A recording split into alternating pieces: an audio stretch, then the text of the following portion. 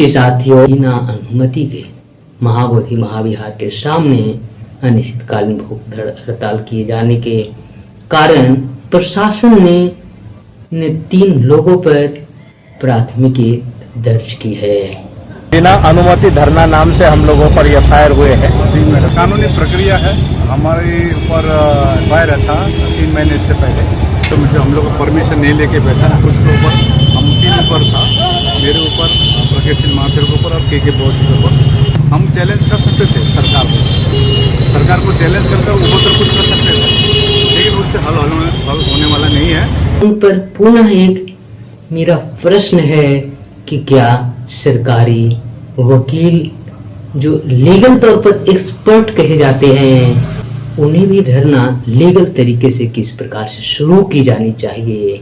क्या उन्हें भी पता नहीं था कि यह अनिश्चितकालीन धरना शुरू होने के पहले प्रेस कॉन्फ्रेंस 10 फरवरी 2025 को बोध गया में रखा गया था। 12 फरवरी से अनिश्चितकालीन भूख हड़ताल महाबोधि महाविहार के सामने शुरू करने की बात की गई थी। धरना शुरू करने के अनुमति यानी परमिशन पत्र के लिए मांग किया था, परंतु किसी ने भी मुझे उपलब्ध नहीं कराया, जबकि कुछ लोग केवल भरभली बोल रहे थे कि अनुमति ली गई थी। उसके बाद भी पुलिस प्रशासन ने सारे धरना स्थल पर बैठे लोगों को थाना पर बुलाए हैं। 13 तारीख को बोध गया के ग्रामीण क्षेत्रों में बिहार के माननीय मुख्यमंत्री का कार्यक्रम था। इस धरना के लीड कर रहे आकाश लामा से मिलकर मैंने संबंधित सारे दस्तावेज को अध्ययन करने के लिए इसकी छाया प्रति की मैंने मांग की। साथ ही साथ बिहार के प्रभारी के बौद्ध से भी मैंने आग्रह किया कि मैं इस आंदोलन के संबंध में अपनी जानकारी को बढ़ाने के लिए मैं सारे दस्तावेजों को पढ़कर समझना चाहता हूँ। साथियों, यह दस्तावेज मुझे न आकाश लामा से और न ही के बौद्ध से प्राप्त हुई और जानकारी मिली कि अनुमति पाकर संबोधि द्वार तूफान के पास अनिश्चित धरना जारी हुआ। बहुत सारी बातें देश के भिन्न भिन्न राज्यों के लोगों ने समर्थन देने के क्रम में रखे। 10 आधिकारिक तौर पर नाम जिला कार्यालय को भेजा गया, जिनका बयान ही इस अनिश्चितकालीन धरना के संबंध में मान्य होगा, ऐसा उन्होंने आवेदन और उस आवेदन की प्रतियां भी सोशल मीडिया प्रेस कॉन्फ्रेंस में उन्होंने पढ़े हैं। तो कुछ भी दिलो दिमाग में क्रिया और प्रतिक्रिया के तौर पर आएगी। आप लोग इस चैनल के कमेंट बॉक्स में अपनी प्रतिक्रिया अवश्य लिखें। सोशल मीडिया के माध्यम से इस अनिश्चितकालीन धरना की चर्चा पूरे दुनिया में गूंजने लगी। बहुत सारे विरोधाभास भी बोध गया में देखने को मिला। एज ए मगध विश्वविद्यालय का शोध छात्र होने के वजह से मुझे इस आंदोलन के बारे में पूरे विस्तृत और गहरी जानकारी लेने की प्रगाढ़ इच्छा रही है। यह आंदोलन संबोधि द्वार दो महान से भी विस्थापित होकर निगमा धर्मशाला के कमरे में सिमट गया। 21 मई 2025 को निगमा धर्मशाला में जाकर लोगों से हुई बातचीत का वीडियो क्लिप अपलोड 22 मई 2025 को अपने recent advance research YouTube channel पर किया है। अनिश्चितकालीन धरना पर बैठे लोगों से मिलकर बात की। वहां पर आकाश लामा भी मौजूद थे, जिसे आप सुन सकते हैं। साथियों, इसके बाद आकाश लामा ही 30 मई 2025 की बातचीत में स्पष्ट तौर पर हम सभी को बताए कि निगमा धर्मशाला में जिला पदाधिकारी की अनुमति के अनुसार 21 मई तक ही धरना जारी रहेगा। 1 तारीख से यह धरना स्थल अन्य अनुमति प्राप्त जगहों से प्रारंभ होगी, परंतु इसके बारे में आगे मुझे जानकारी मिली कि यह धरना पुनः विस्थापित होकर बौद्ध महाविहार में जारी है। एक आंदोलन जन आंदोलन के रूप में बदला और सिमटते सिमटते यह एक कमरे से सीमित जगहों में यह अभी जारी है। जब मैंने महाबोधि महाविहार के पास जारी आंदोलन वीडियो क्लिप लेकर अपडेट दिया हूँ, वहाँ पर आकाश लामा अपने हाथों में संविधान लिए हुए हैं। बताइए, जो लोग संविधान लेकर संवैधानिक दायरे में रहकर अपने हक अधिकार की बात करते हैं, ये वे लोग पर सीधा सीधा सवाल है कि आप संवैधानिक आधार पर क्या धरना शुरू करने के लिए अनुमति लिए थे? अगर नहीं तो ये संविधान लेकर संवैधानिक आधार पर अनिश्चितकालीन धरना स्टार्ट करना, बिना अनुमति के स्टार्ट करना, यह संवैधानिक तरीके से आंदोलन हो रही है या नहीं, यह भी एक लीगल एक्सपर्ट के द्वारा इसकी सच्चाइयां सामने लाने की आवश्यकता है। मैं शिव प्रसाद और बोध रत्न मगध विश्वविद्यालय से छात्र बोध गया बिहार से मैं आप लोगों को बोध गया में जारी अनिश्चितकालीन धरना के संबंध में बात बताने के लिए आया हूँ।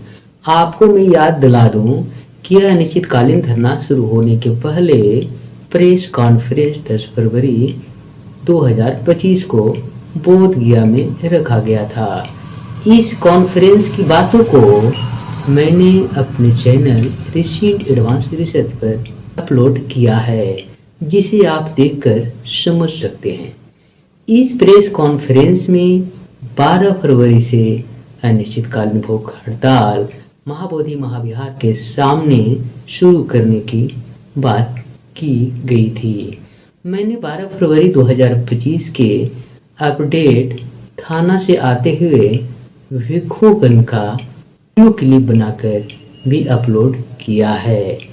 इस दिन हमने यह देखा और लोगों से बात करके भी स्पष्ट रूप से जाना कि बोध गया थाना ने धरना पर बैठे लोगों को बुलाए तो सारे लोग थाना के प्रांगण में उपस्थित हुए।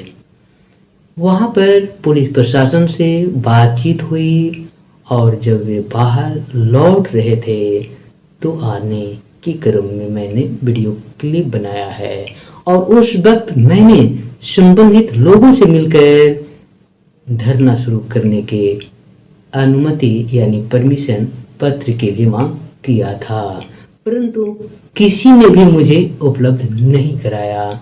जबकि कुछ लोग केवल भरभली बोल रहे थे कि अनुमति ली गई थी।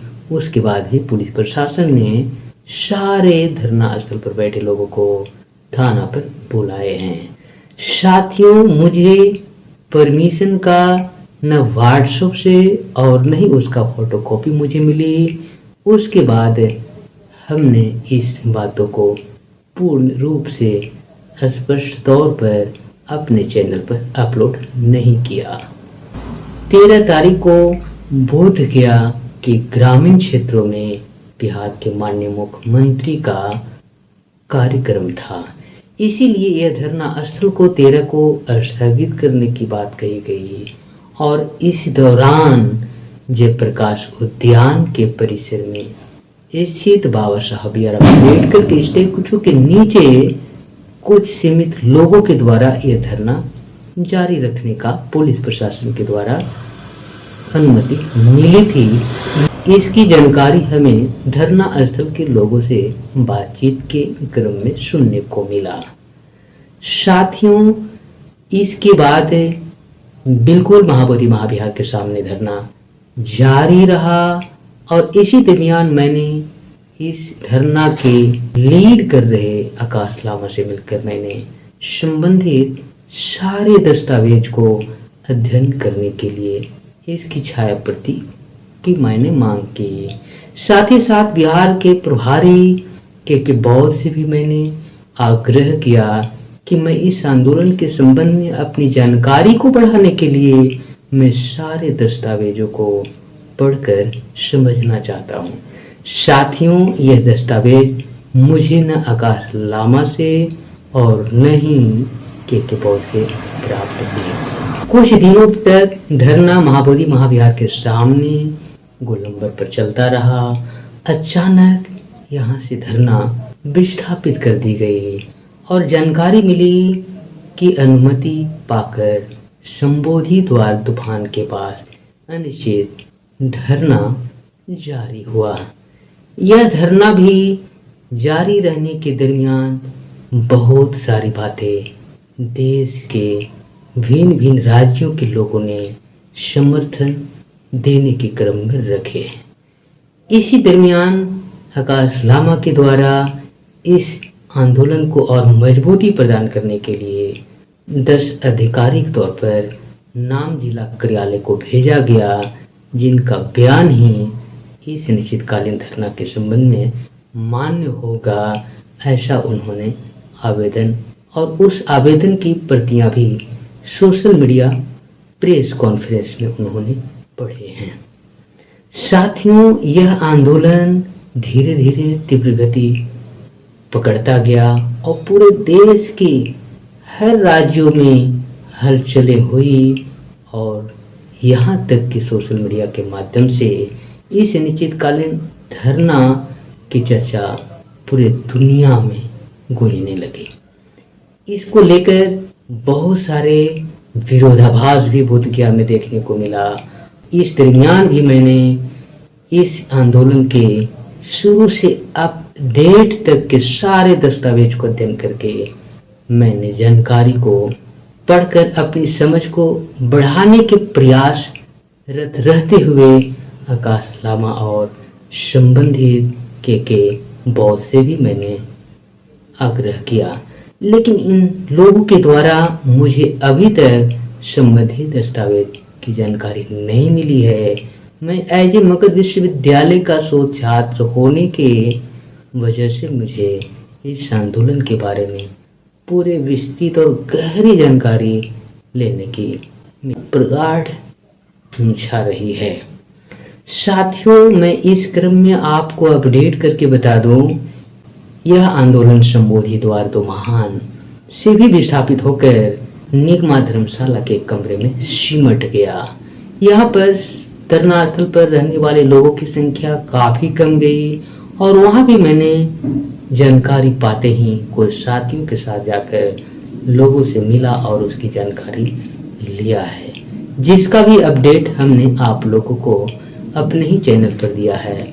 21 मई 2025 को निगमा धर्मशाला में जाकर लोगों से हुई बातचीत का वीडियो क्लिप अपलोड 22 मई 2025 को अपने recent advance research YouTube channel पर किया है, जिसे आप देख सकते हैं।